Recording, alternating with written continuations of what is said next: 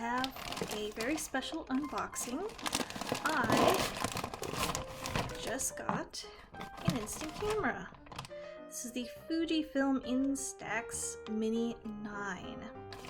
I'd been contemplating getting an instant camera for a while because my father's kind of technology challenged, but he wants me to send him pictures while I'm living away. Why is this open? Yeah, I have not opened these yet. Well, hopefully it's not tampered with. I got this on Amazon. It came with 2 things of film. But mostly I'm going to dig into this and I'm going to take a look at it and maybe take a picture, give you my first impressions.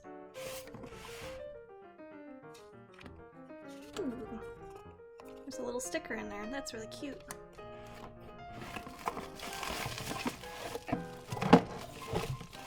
And a strap. Ooh, and polka dot.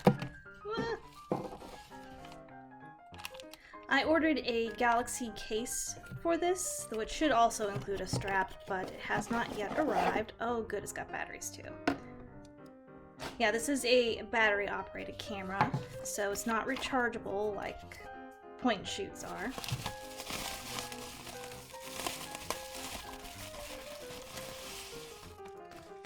I got mine in flamingo pink, as I'm sure you could tell.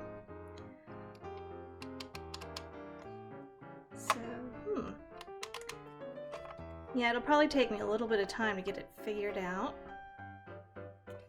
Well, this is obviously where the batteries are gonna go. Okay, so that's the battery compartment. Let's put some batteries in here. Never heard of these brand of batteries before. They're just something from the manufacturer. I hope that they work because sometimes when things sit around in the warehouse for a long time, they can just die by not being used. Now let's see how to get the film in there. Pretty sure this is where it's gonna go. So let me figure that out real quick and then I will do a demo picture. Okay, the instructions say to line up these yellow marks.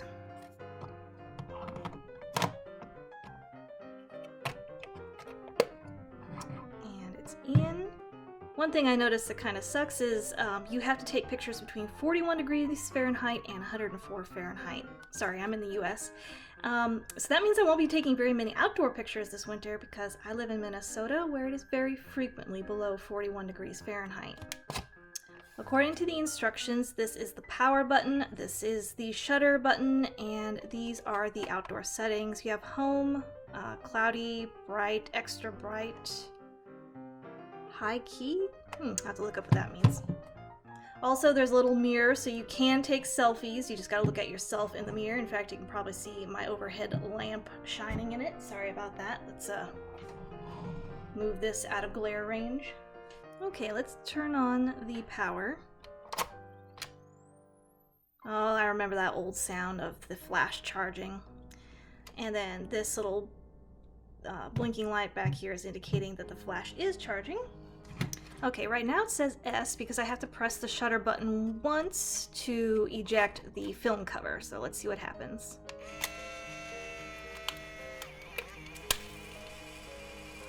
See, that's just the film cover. And now it'll say 10 for 10 exposures. Okay, I should be ready to take a picture. So I guess I'm gonna take a picture of my makeup table, seeing as I'm sitting right in front of it right now. So I'm gonna take a picture of my makeup table and then we will see what it looks like. Okay, I just took my first picture. It's probably gonna take a moment to develop. My dad used to have an old Polaroid way in the back days, so I kind of am somewhat familiar with instant cameras. Some things I do have to note is that this button is in a very difficult position. You basically have to hold the camera at the top here and then press it with your right hand. Because if you try to reach over and do it with your left hand, you're going to block the view. Because this is where you look through to see what you're aiming at. The picture is taken here, so you won't block the picture, but you won't see if you stick your hand in front of here. So you're going to have to kind of grab it at the top, which I believe that's what it is made for, because you can kind of tell it's kind of rounded here for like grip. I like how this is also called the Mini, and it is quite big and clunky. And I've seen the 8s and the 7s, and they're really not much different as far as size goes.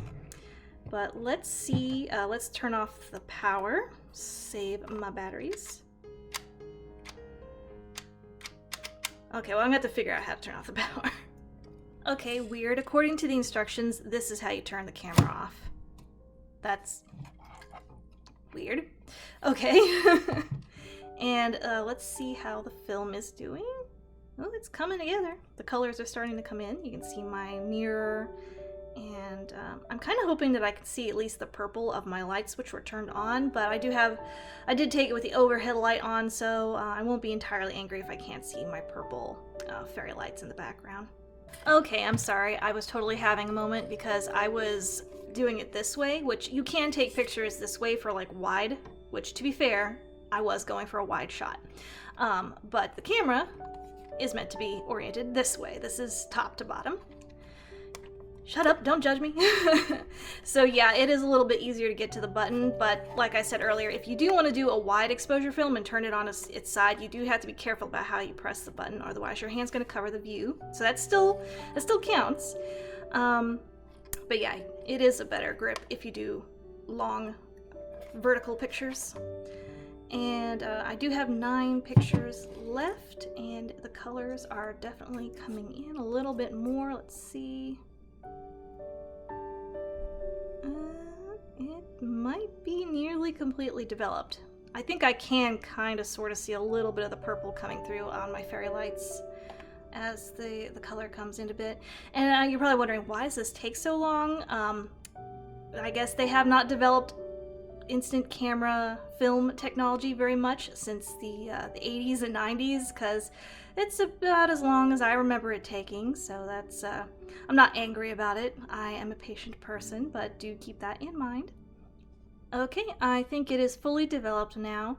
The back is just plain black. I want to check and see if they make these with sticker backs. I feel like that's something they have to do. It's probably something I should look into, because I would love to be able to just stick these into a planner or letters, or put it on a poster board or something. But if not, I can use glue. So, you know, good old-fashioned glue will get the job done. And it is a cute little picture that I can now finally start sending my dad stuff in the mail a little bit easier, because I don't have a home printer. I don't really print anything at home, so I don't need a home printer, but my dad wants photos, so he gets this.